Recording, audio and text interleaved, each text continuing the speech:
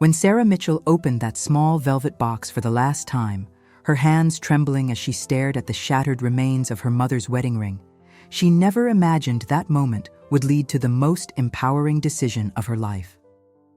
What happened next didn't just change her relationship with her stepdaughter and husband, it transformed how she saw her own worth. The college fund that disappeared that Tuesday morning in March wasn't just money, it was the catalyst for a woman finally choosing herself. And the something special she bought? Well, that investment would prove to be worth far more than the $52,000 she spent. This is the story of Sarah Mitchell, a 43-year-old high school English teacher from Portland, Oregon, whose journey from people-pleaser to self-advocate began with broken glass and ended with unbreakable confidence. Sarah had spent the last 6 years of her marriage to David Mitchell trying to build a relationship with his daughter Emma, now 18 and about to graduate high school. The Mitchell family lived in a modest craftsman home in southeast Portland, where Sarah had moved after marrying David in 2018. Their life seemed ordinary from the outside: Sunday morning pancakes, family movie nights, and the usual challenges of blended family dynamics. But beneath the surface, Sarah had been slowly disappearing, accommodating everyone else's needs while her own voice grew quieter and quieter. The stakes couldn't have been higher for Sarah. At 43, she was at a crossroads where many women find themselves questioning everything they thought they knew about their lives. Her mother had passed away just 2 years earlier from breast cancer, leaving behind only a few precious items, the most treasured being a simple white gold wedding band with 3 small diamonds that had belonged to Sarah's grandmother before her mother wore it. This ring represented 4 generations of strong women, each who had faced their own battles and emerged victorious. For Sarah, it was her last tangible connection to the woman who had taught her that love doesn't mean losing yourself. But somewhere, in the daily grind of stepmotherhood and marriage, Sarah had forgotten that lesson. She was about to remember it in the most painful and ultimately liberating way possible. If you've ever felt invisible in your own life, if you've ever wondered what happens when someone finally stops being the family doormat, then stay with me, because Sarah's story will remind you that it's never too late to choose yourself. Don't forget to subscribe to hear more stories of transformation and hit that like button if you believe everyone deserves to be valued in their relationships. Sarah's typical morning began at 5:30 a.m. with the gentle chime of her phone alarm. She'd pad quietly to the kitchen in her slippers, careful not to wake David, who worked late hours as a software engineer and cherished his sleep. The coffee maker would already be programmed from the night before, one of her many small acts of consideration that had become second nature.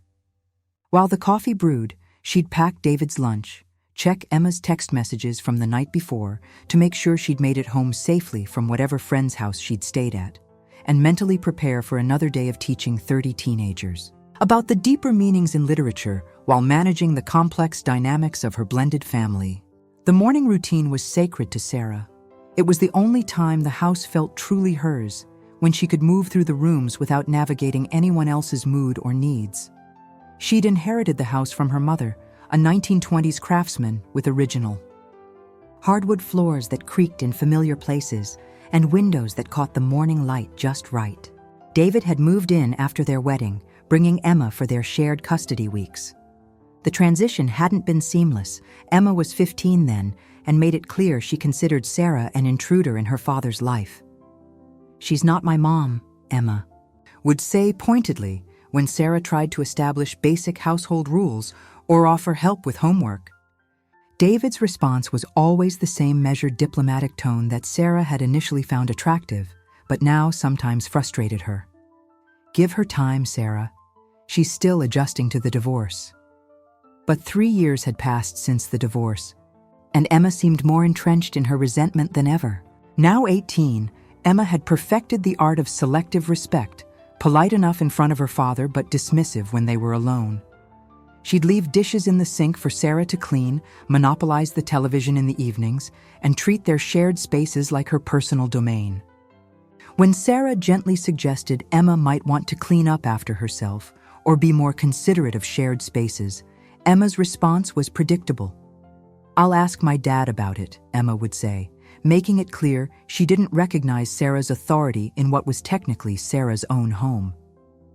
David's approach to these conflicts was always to smooth things over rather than address them directly. "She's a teenager, Sarah. They're naturally self-centered. She'll grow out of it." This became his standard response to what Sarah saw as increasingly disrespectful behavior.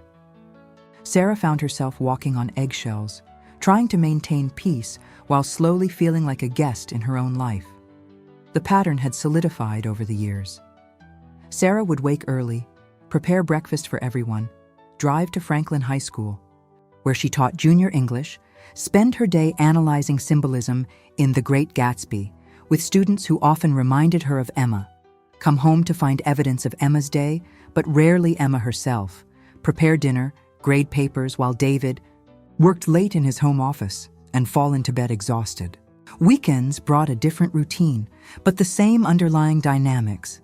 Sarah planning activities that Emma would tolerate rather than enjoy. Sarah cooking meals that accommodated Emma's increasingly specific preferences. Sarah quietly cleaning up after everyone while convincing herself this was what blended families looked like. The ring became Sarah's small rebellion. Every morning, she'd slip her mother's wedding band onto her right hand, a daily reminder of the woman who had raised her to be independent and strong. Her mother, Patricia, had been a nurse who worked night shifts to support them after Sarah's father died when Sarah was 12. "Never make yourself small for anyone," Patricia would tell her daughter. "Love should make you bigger, not smaller." Sarah would touch the ring throughout the day, especially during difficult moments with Emma, or when David dismissed her concerns about their family dynamics. But even this small comfort was becoming complicated.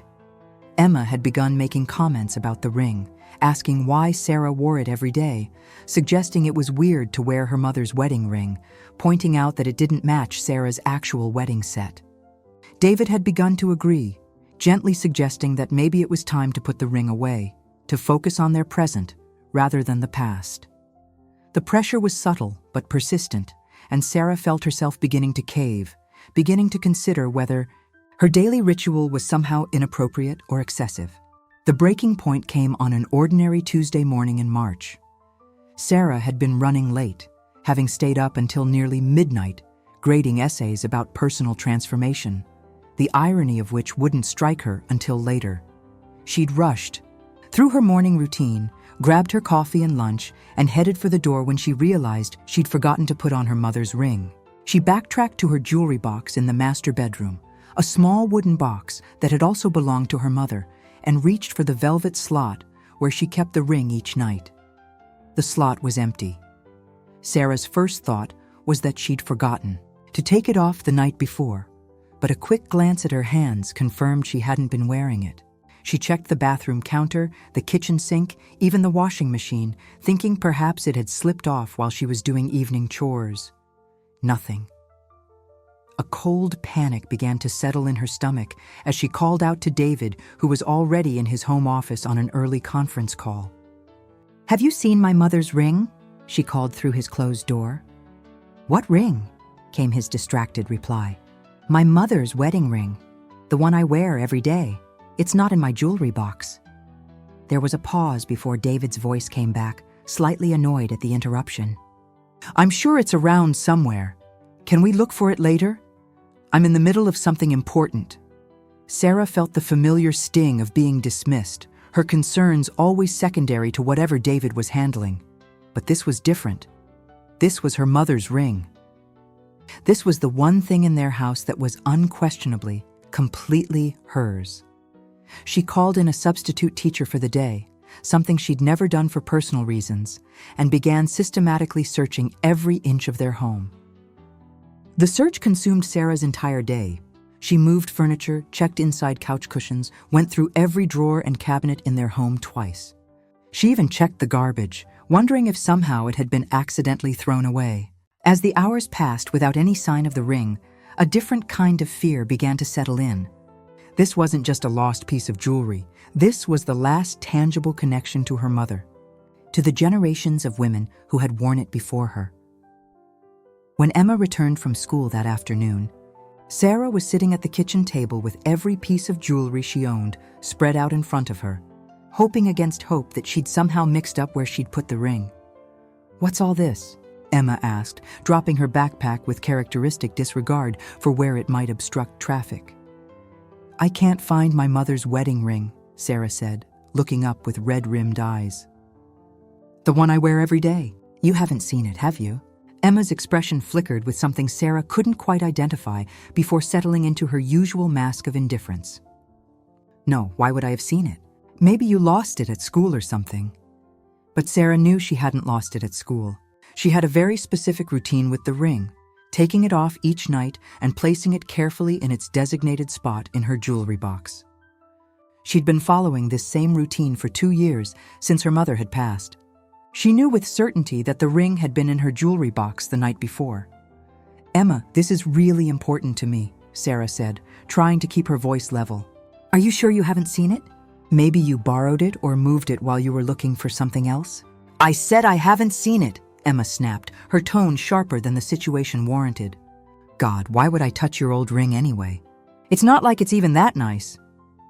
The casual cruelty of the comment hit Sarah like a physical blow. Emma knew how much the ring meant to her. Sarah had shared the story of the ring multiple times, how it had belonged to her grandmother, how her mother had worn it through 30 years of marriage, how it was the only thing of value her mother had left behind. For Emma to dismiss it as not even that nice felt intentionally hurtful. "Emma, please," Sarah said, her voice beginning to crack. "This ring is all I have left of my mother. If you know something about where it is, I need you to tell me. I already told you, I don't know anything about your stupid ring," Emma shouted before storming upstairs to her room. When David came home that evening, Sarah was still searching. She'd moved on to checking inside books, inside every pocket of every piece of clothing, even inside the vacuum cleaner bag. David found her in their bedroom, going through his sock drawer with trembling hands. "Sarah, what are you doing?" he asked, his voice carrying a note of exasperation rather than concern. "I still can't find it," Sarah said without looking up. "David, I think someone took it." "Took it?" "Sarah, that's a pretty serious accusation. Who would take it?" Sarah looked up at her husband, this man she'd married 6 years ago, this man who was supposed to be her partner and protector. "I think Emma might have taken it." The silence that followed felt heavy and dangerous. David's expression hardened in a way Sarah had rarely seen. "Sarah, that's my daughter you're talking about. Emma wouldn't steal from you." "I'm not saying she stole it," Sarah said quickly, though privately she was beginning to wonder exactly that. Maybe she borrowed it or moved it or was looking at it and put it somewhere else. "But David, it didn't just disappear. I'm careful with it. It was in my jewelry box last night. Are you absolutely sure? You've been under a lot of stress lately with work and everything. Maybe you put it somewhere else and forgot?" Sarah felt a familiar frustration rising. David's first instinct was always to doubt her memory, her perceptions, her concerns, rather than consider that his daughter might be less than perfect. "I am absolutely sure," she said firmly. "David, I need you to talk to Emma. I need you to ask her directly if she knows anything about this. I'm not going to interrogate my daughter because you misplaced a piece of jewelry," David said, his tone growing colder. "Misplaced?" Sarah stood up, her voice rising. "David, this isn't just a piece of jewelry. This is my mother's wedding ring. This is the most important thing I own, and it didn't just disappear into thin air." "Maybe it's time to consider that things do get lost sometimes, Sarah. Maybe it's time to accept that and move on." The words hung in the air between them. Move on. As if the ring was replaceable, as if her connection to her mother was something she could simply choose to get over. Sarah stared at her husband, really seeing him perhaps for the first time. This man who claimed to love her was asking her to accept the loss of her most treasured possession without even being willing to have one difficult conversation with his daughter. "I need you to talk to Emma," Sarah repeated quietly. "If you won't do that, then I'll know exactly where I stand in this family." David's jaw tightened. "Don't be dramatic. Sarah, I'm not going to turn my house into a police state because you can't keep track of your belongings." But even as Sarah felt her heart breaking at his response, she held her ground. "Then I'll talk to her myself." "You'll do no such thing," David said firmly. Emma's been through enough with the divorce and everything else. I won't have you accusing her of theft. I'm not accusing her of theft, Sarah said again, though her conviction was wavering. I'm asking for help finding something that's precious to me. Well, maybe if it was that precious to you, you should have been more careful with it. The words hit Sarah like a slap.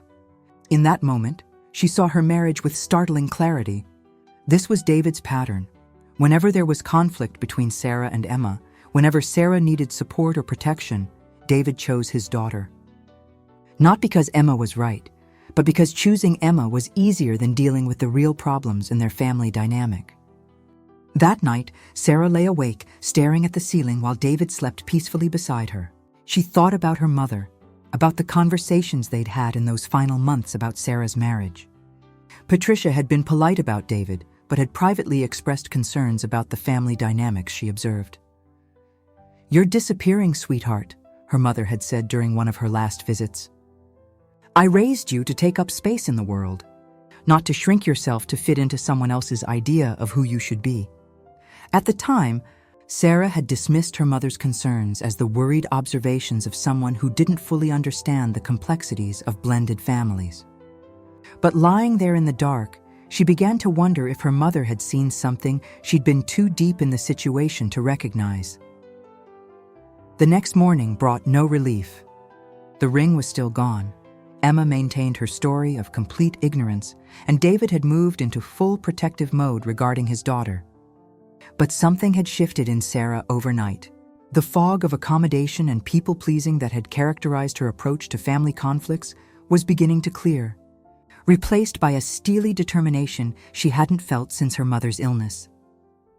Sarah called in sick again, knowing she couldn't face her students while feeling so unsettled. Instead, she drove to her mother's grave at Riverview Cemetery, something she hadn't done since the first anniversary of Patricia's death. She sat on the small bench facing her mother's headstone and talked out loud for the first time in months. "Mom, I think I've screwed everything up," she began, her voice shaky in the morning air. "I think I've let them convince me that my feelings don't matter, that my needs are secondary to keeping the peace. And now the ring is gone, and nobody cares enough to even look for it properly." The cemetery was quiet, except for the distant sound of traffic and the occasional bird. Sarah felt the familiar ache of missing her mother, but underneath it was something else, a growing anger at herself for allowing her life to become so small. "You always said that love should make me bigger, not smaller, but I feel like I've been shrinking for 6 years. I feel like I'm disappearing in my own house, in my own life." As she sat there, Sarah's phone buzzed with a text from David. "Em found something. Come home!" Sarah's heart leaped as she hurried back to her car. Maybe Emma had found the ring. Maybe this nightmare was finally over. She drove home with a mixture of hope and anxiety, preparing herself for what she hoped would be a joyful reunion with her mother's ring. But when she walked into the kitchen, what she saw destroyed her last bit of hope and changed everything. Emma was sitting at the kitchen table with David standing behind her, his hands protectively on her shoulders. In front of Emma, spread out on Sarah's favorite placemat, were the shattered remains of her mother's wedding ring. The white gold band was bent and broken in several places. The 3 small diamonds scattered across the fabric like tears. "I'm so sorry, Sarah," Emma said, and for the first time in years, she sounded genuinely remorseful. "I didn't mean for this to happen." Sarah moved closer to the table in a daze, reaching out to touch the broken pieces before pulling her hand back as if they might burn her. "What happened?" she whispered. Emma's story came out in broken pieces. She'd taken the ring from Sarah's jewelry box to show a friend, wanting to prove that her stepmom wasn't as perfect as everyone thought. She'd been planning to put it back before Sarah noticed, but had dropped it while getting out of her friend's car. When she'd tried to pick it up in the dark, she'd accidentally stepped on it. The friend had tried to help her fix it, but had only made it worse. Emma had hidden the pieces in her room, hoping to find a way to repair it before Sarah realized it was missing. "I was going to take it to a jewelry store," Emma said, tears streaming down her face. "I thought maybe they could fix it. I didn't know what else to do." Sarah stared at the broken pieces of her mother's ring, her grandmother's ring, her great-grandmother's ring. 4 generations of women who had worn this simple band, who had passed down not just the jewelry, but the values it represented. Strength, resilience, the belief that women deserved to be cherished and respected. And now it was destroyed because her stepdaughter had wanted to prove a point to a friend. "You took it to show someone that I'm not perfect?" Sarah asked quietly. Emma's face crumpled. "I didn't mean it like that. I don't know. I was mad about something stupid, and I said I would prove that you're not as great as my dad thinks you are. And then Jessica dared me to take something of yours. And I thought the ring would be easy, because you wear it every day, but then take it off at night. And I was going to put it right back, I swear." The room fell silent except for Emma's crying. Sarah looked up at David, expecting to see horror on his face, expecting him to be as devastated as she was that his daughter had not only stolen from his wife, but had destroyed something irreplaceable in the process. Instead, David's expression was carefully neutral, his hands still protectively on Emma's shoulders. "Sarah," he said carefully, "I know this is hard, but it was an accident. Emma made a mistake, but she didn't mean for this to happen." Sarah stared at her husband in disbelief. "A mistake? David, she stole from me. She took the most important thing I own without permission, and now it's destroyed." "She's 18, Sarah. Teenagers make poor decisions. The important thing is that she came forward and told the truth." "The important thing?" Sarah's voice was rising despite her efforts to stay calm. "David, this was my mother's ring. This was my connection to 4 generations of women in my family, and she took it to prove a point to her friends about what kind of person I am." Emma looked up from the table, her face blotchy with tears. "Sarah, I'm really sorry. I know sorry isn't enough, but I'll do anything to make this right. I'll pay to have it fixed, or I'll buy you a new one, or whatever you want." "You can't fix this," Sarah said quietly. "You can't buy me a new one. This wasn't just a ring, Emma. This was history. This was my family history, and it's gone now." David's grip tightened on Emma's shoulders. "Sarah, I know you're upset, but accidents happen. We need to find a way to move forward from this." "Move forward?" Sarah looked between her husband and stepdaughter, seeing them clearly for perhaps the first time. "David, your daughter stole from me, destroyed something irreplaceable, and your response is that we need to move forward? What do you want me to do, Sarah?" "She's apologized. She's offered to make it right. What more can she do?" Sarah picked up one of the larger pieces of the broken ring, feeling the sharp edge against her palm. "She can explain why she thought it was okay to take something that belonged to me in the first place. She can explain why she thought my feelings and my property were something she could use to prove a point to her friends." Emma wiped her nose on her sleeve. "I don't know. I was just angry." "Angry about what?" "About everything." Emma's voice rose. "About you always being so perfect and understanding. About Dad always comparing me to how you handle things. About you acting like you're my mom when you're not. About having to share my dad with someone else. About you living in this house that should have gone to me someday. About everything."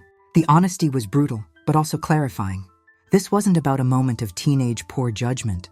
This was about years of resentment that had finally found an outlet in the cruelest possible way.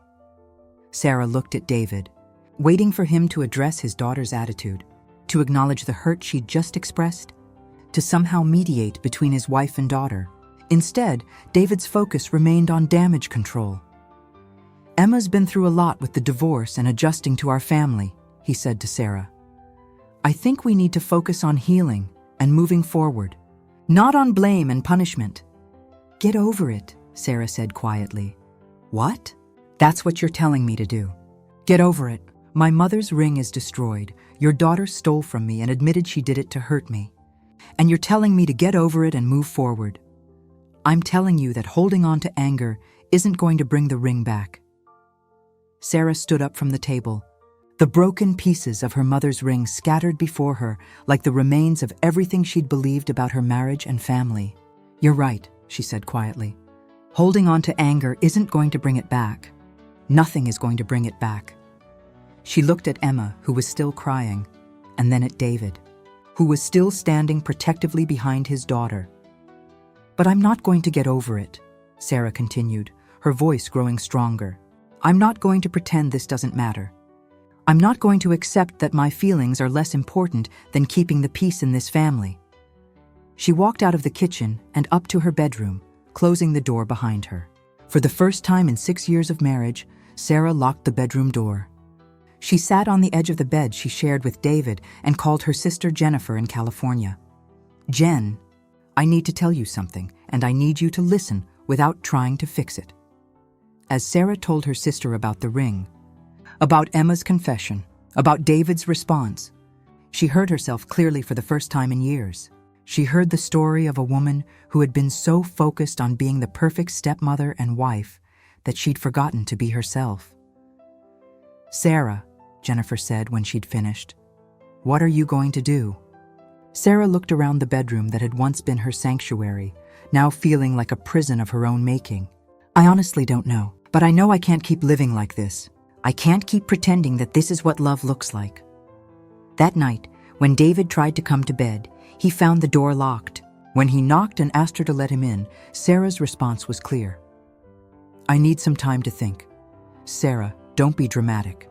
Unlock the door and let's talk about this like adults." "I am being an adult," Sarah called back.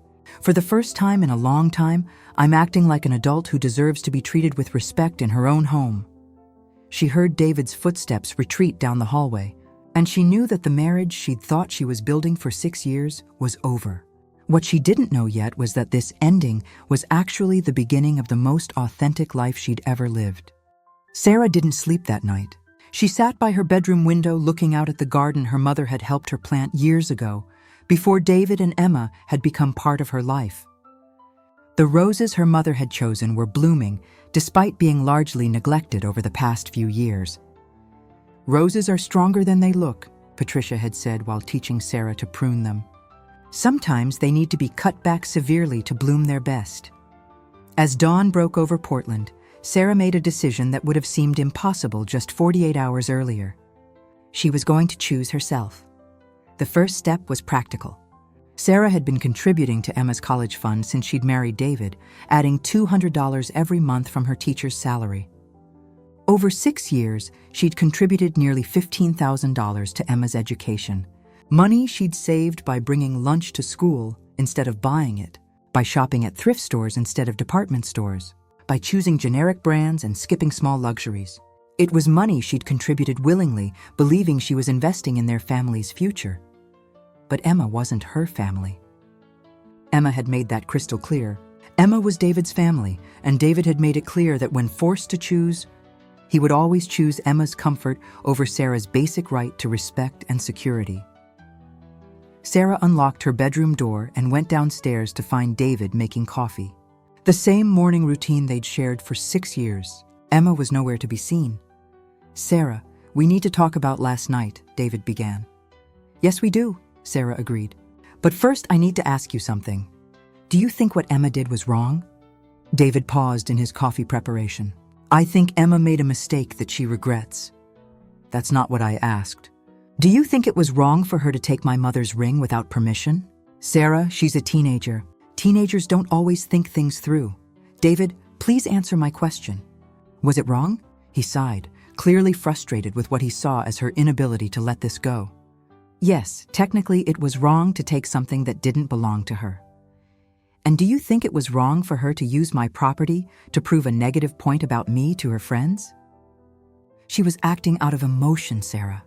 She didn't think about the consequences. Sarah nodded slowly.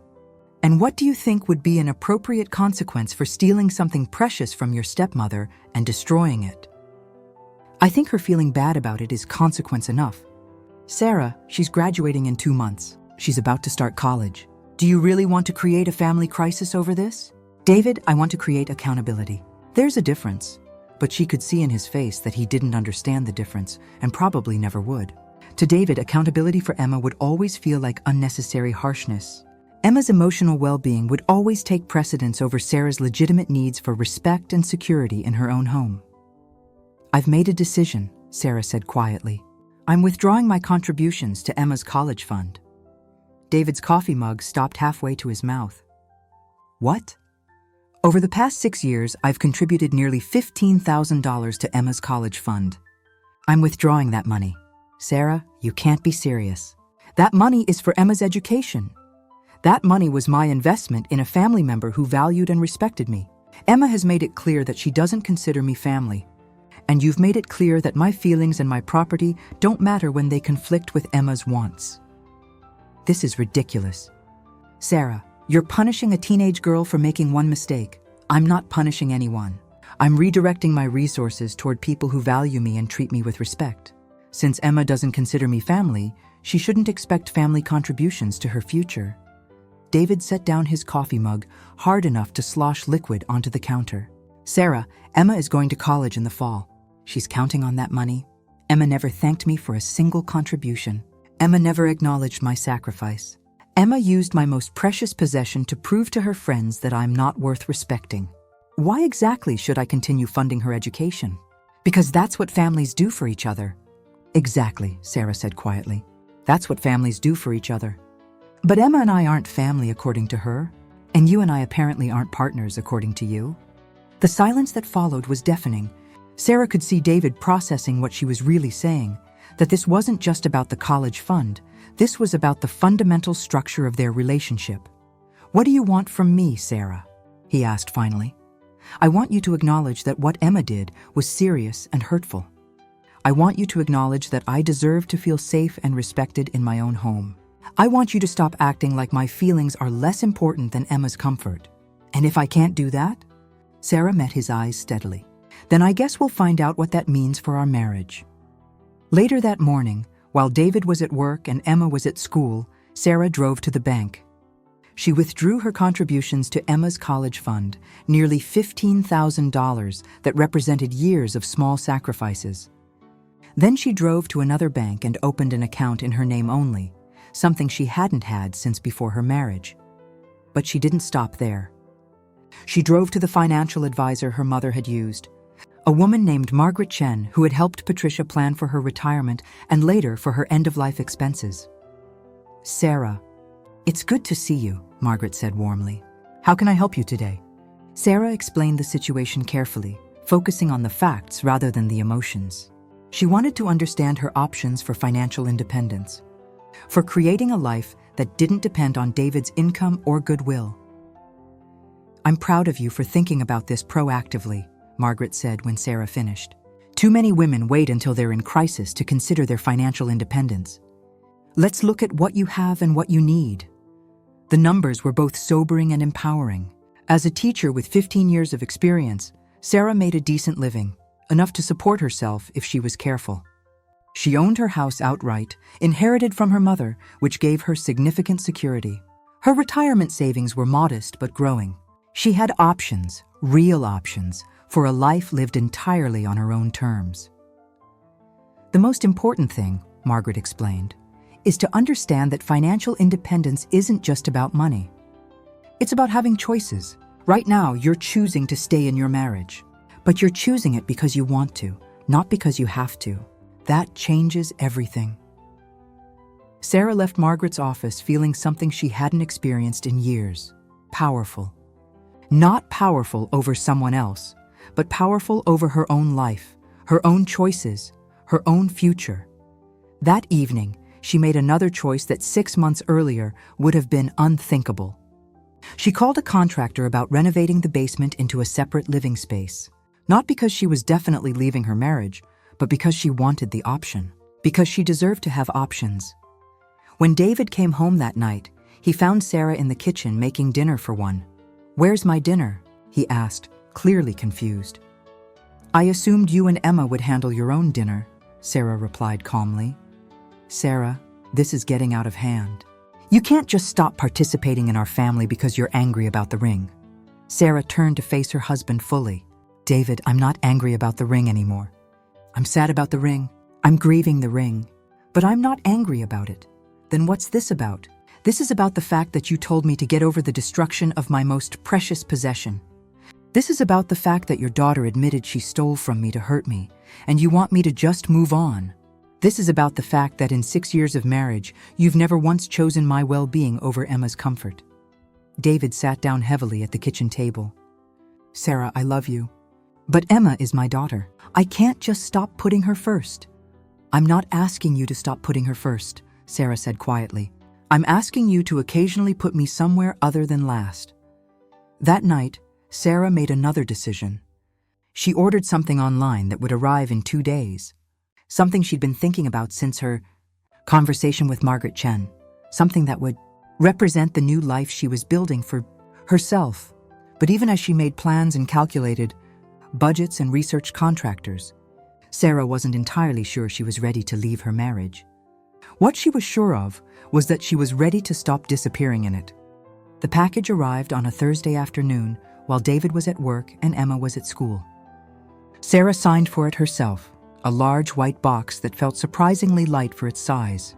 She carried it up to her bedroom and locked the door before opening it, wanting this moment to be entirely private. Inside the box was the most beautiful thing Sarah had owned in years. A custom-made white gold pendant necklace with 3 small diamonds arranged in a delicate cluster. She'd had it made by a local jeweler using the stones from her mother's destroyed ring, the only pieces that could be salvaged from Emma's destruction. But this wasn't just a necklace. This was transformation made tangible. The jeweler, an elderly woman named Ruth, who had listened to Sarah's story with tears in her eyes, had created something that honored the past while embracing the future. The 3 diamonds were set in a modern design that caught light from every angle, but the pendant hung from a chain that incorporated small pieces of the original white gold band, melted down and reformed into something entirely new. Sometimes, Ruth had told Sarah when she'd picked up the finished piece, the most beautiful things come from broken pieces, but only if we're willing to reimagine what's possible. Sarah fastened the necklace around her neck and looked at herself in the mirror. For the first time in years, she recognized the woman staring back at her. This was Patricia's daughter, strong and self-possessed. This was the teacher who inspired students to think critically about literature and life. This was a woman who deserved love that made her bigger, not smaller. The necklace had cost her $3,000 of the money she'd withdrawn from Emma's college fund. She could have simply had the stones reset in a traditional ring setting for far less money, but Sarah had chosen to invest in something completely new, something that represented who she was becoming rather than who she had been. When David came home that evening, the first thing he noticed was the necklace. "That's pretty," he said, though his tone was cautious. "Is it new?" "It's made from the diamonds in my mother's ring," Sarah said simply. "I had them reset." David's expression shifted as he processed what this meant. "Sarah, that must have cost a fortune. We can't afford expensive jewelry right now." "We didn't pay for it," Sarah replied calmly. "I paid for it. With my money." "Your money?" "Sarah, we're married. We share expenses and major purchases." "Do we?" "Because when Emma needed expensive athletic shoes, you bought them without consulting me. When Emma wanted to go on that expensive senior trip, you committed to paying for it without asking my opinion. When Emma decided she needed a car, you co-signed for a loan without discussing it with me first." David's jaw tightened. "That's different. Those were necessities for Emma, and this was a necessity for me. I needed to create something beautiful from what Emma destroyed. I needed to reclaim those diamonds and turn them into something that represents who I am now, not who I was when I was trying to disappear into your family. Who you are now." David's voice carried a dangerous edge. "And who exactly is that?" Sarah met his eyes steadily. "Someone who values herself. Someone who won't accept being treated as less important than everyone else in her own home. Someone who makes choices based on what she needs, not just on what keeps the peace." That weekend, Emma noticed the necklace immediately. "Is that your mom's ring?" she asked, her voice small. "It was," Sarah said. "Now it's something new." "It's beautiful," Emma admitted quietly. "I'm really sorry about the ring, Sarah. I know sorry doesn't fix it. But I need you to know that I really am sorry." For the first time since the ring incident, Sarah heard genuine remorse in Emma's voice rather than just regret at being caught. "I appreciate that, Emma," Sarah said. "But I need you to understand that sorry isn't enough. I need you to understand why what you did was so harmful, not just to me, but to any possibility of us having a real relationship." Emma nodded, tears forming in her eyes. "I do understand. I was hurt and angry about things that had nothing to do with you, and I took it out on you in the worst possible way. I used something precious to you to hurt you on purpose, and that's not okay." It was the most mature thing Sarah had ever heard Emma say, and for a moment, she felt a flicker of hope that maybe they could find a way forward. But then Emma continued. "Dad said you took away my college money because of what I did. Is that true?" Sarah sighed. "Emma, I withdrew the money I had contributed to your college fund, yes, but not as punishment. Then why? Because I realized that I was investing in a relationship that didn't actually exist. I was treating you like family while you were treating me like an unwelcome guest. I was prioritizing your future while you were actively trying to hurt me in the present." Emma's face crumpled. "But I need that money for college. I can't afford to go without it. Emma, your father makes 6 figures. Your mother has a good job. Between the two of them and student loans, you'll be able to afford college.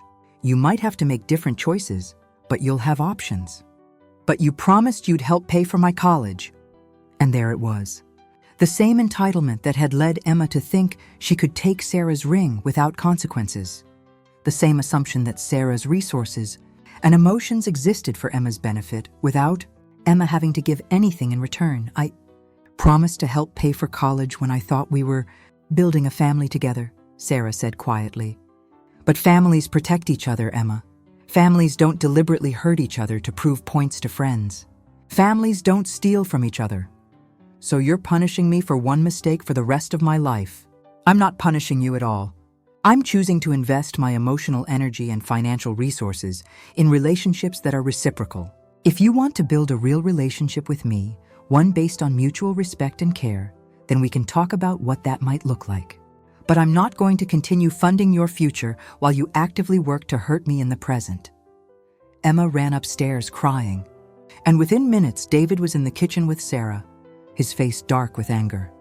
"You made my daughter cry," he said. "Your daughter is crying because she's learning that actions have consequences," Sarah replied. "That's called growing up." "She's about to graduate high school, Sarah. This is supposed to be a happy time for her. It can still be a happy time. But it's not going to be a time when she gets everything she wants without having to treat people with basic respect." David stared at his wife. This woman who had been so accommodating for 6 years and who now seemed like a completely different person. "I don't recognize you anymore," he said finally. "Good," Sarah said, "because the person you knew was disappearing a little more every day.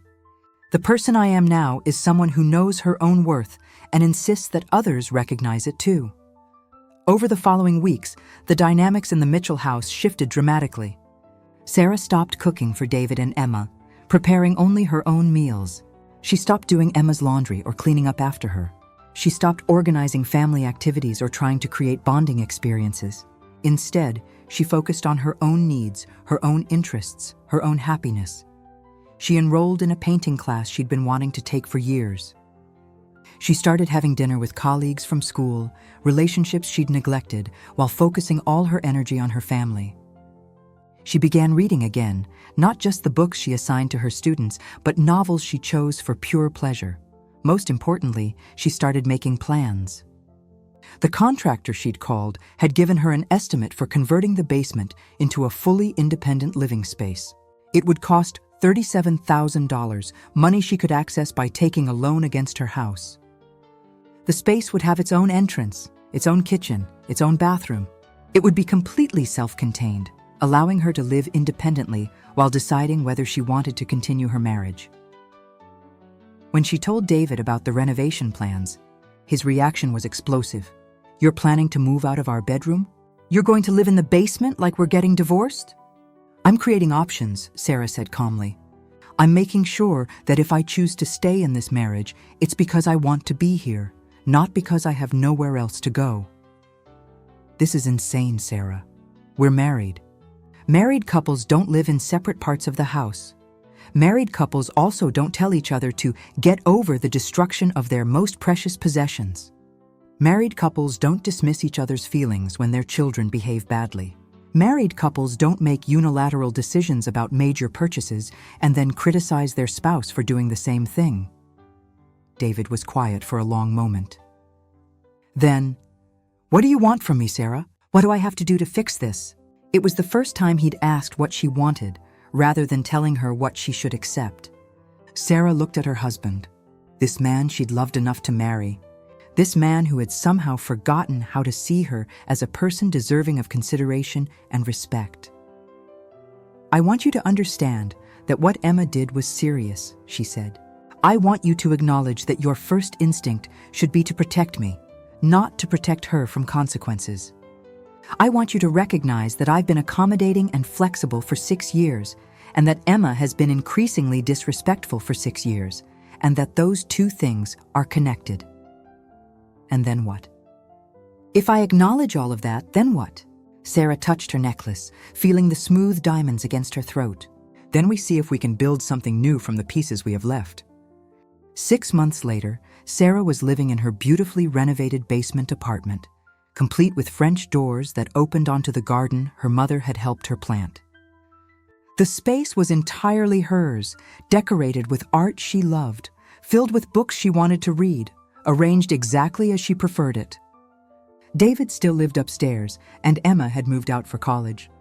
Though she'd had to choose a less expensive school and take out more student loans than originally planned. The marriage wasn't over, but it had been completely transformed. David was in therapy, working to understand how his parenting approach had damaged his marriage. Emma was also in therapy, processing her resentment about her parents' divorce and learning to take responsibility for her actions. And Sarah was in therapy too, not to fix herself, but to continue growing into the person she was becoming. The three of them had dinner together once a week, usually on Sundays. The conversations were still sometimes awkward, but they were honest in a way they had never been before.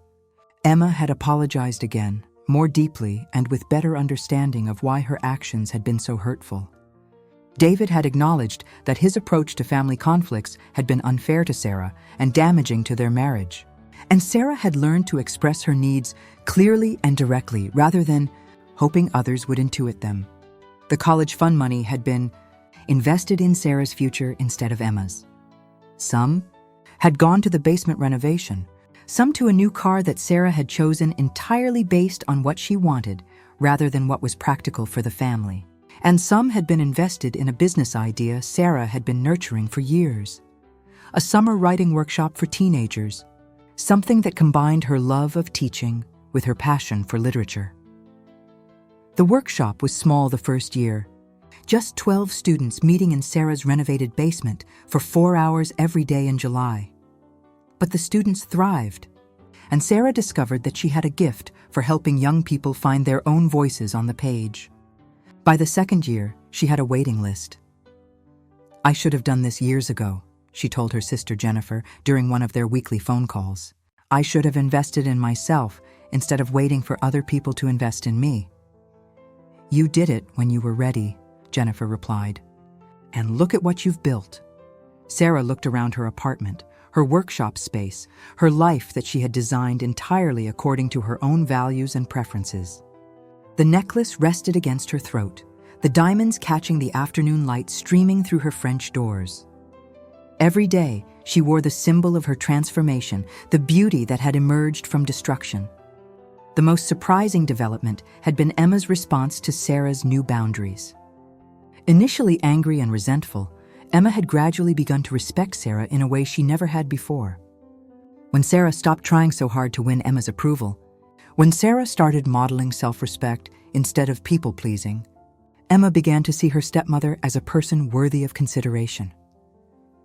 "I never understood why Dad married you before," Emma had admitted during one of their honest Sunday conversations. "You seemed so boring, so desperate to make everyone happy. But now I get it.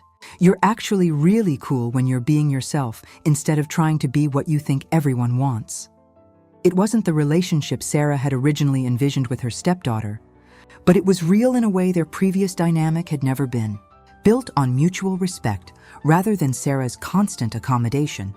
It had the potential to grow into something genuinely meaningful. As for David, he was slowly learning to see Sarah as an equal partner rather than a supporting character in his and Emma's story. It was difficult work, requiring him to examine assumptions he'd held for years about family dynamics and gender roles. Some days he succeeded, some days he fell back into old patterns. But he was trying, genuinely trying, in a way he had never done before.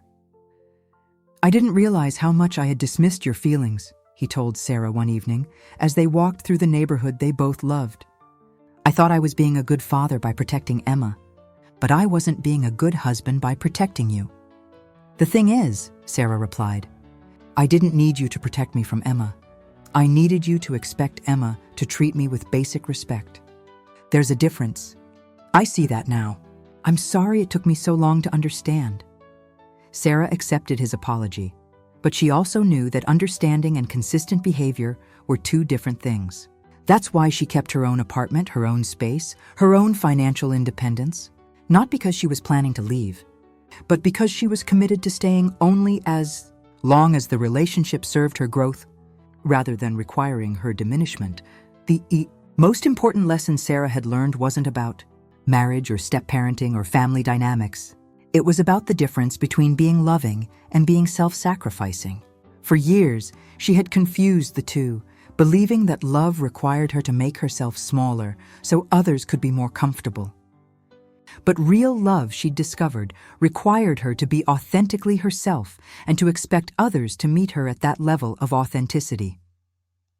Love should make you bigger, not smaller, her mother had always said, and now Sarah finally understood what that meant.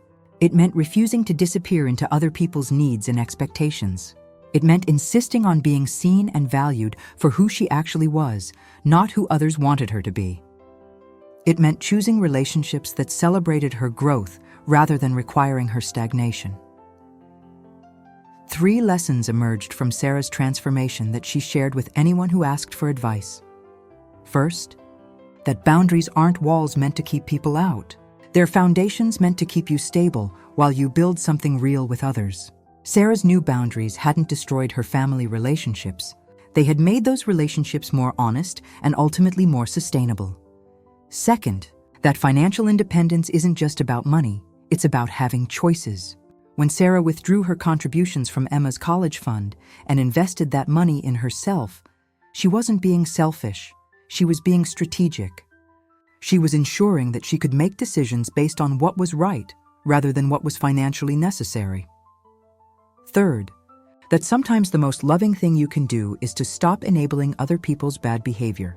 By refusing to continue funding Emma's future while Emma was actively disrespecting her in the present, Sarah had forced both Emma and David to confront the real dynamics in their family. It was uncomfortable, but it was also the beginning of genuine change.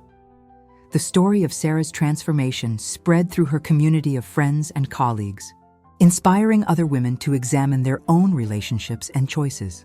Sarah began receiving emails from strangers who had heard about her story, women who were struggling with similar dynamics in their own blended families, women who had forgotten how to value themselves in the midst of caring for everyone else. She started a blog called Bigger, Not Smaller, sharing insights about self-advocacy, boundary setting, and the difference between being kind and being a doormat. The blog attracted thousands of readers, many of whom shared their own stories of transformation and empowerment. The ring was just the catalyst, Sarah would tell people who asked about her journey. The real issue was that I had forgotten who I was in the process of trying to become who I thought everyone else needed me to be. When Emma destroyed the ring, she actually gave me a gift, though neither of us knew it at the time. She forced me to choose between continuing to disappear or starting to show up authentically in my own life. Today, Sarah wears her necklace every day, not as a reminder of what was lost, but as a celebration of what was gained. The diamonds that once symbolized tradition and continuity now represent transformation and possibility. They catch the light differently in their new setting, just as Sarah herself reflects light differently in her new life. She and David are still married, but it's a different marriage than the one they started with. It's built on equality rather than accommodation, on mutual respect rather than Sarah's endless flexibility. Some days it's harder than the old marriage, requiring both of them to be more honest and direct than feels comfortable. But it's also more real, more sustainable, and more likely to actually last. Emma visits regularly, and their relationship continues to evolve.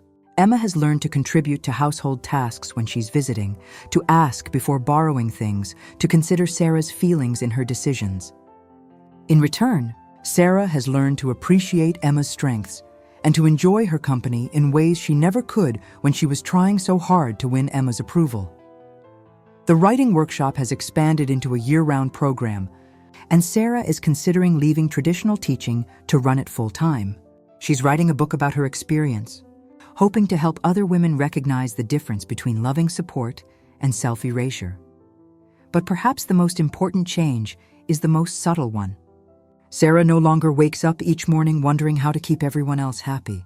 Instead, she wakes up wondering how to live authentically, how to contribute meaningfully, how to love generously without losing herself in the process.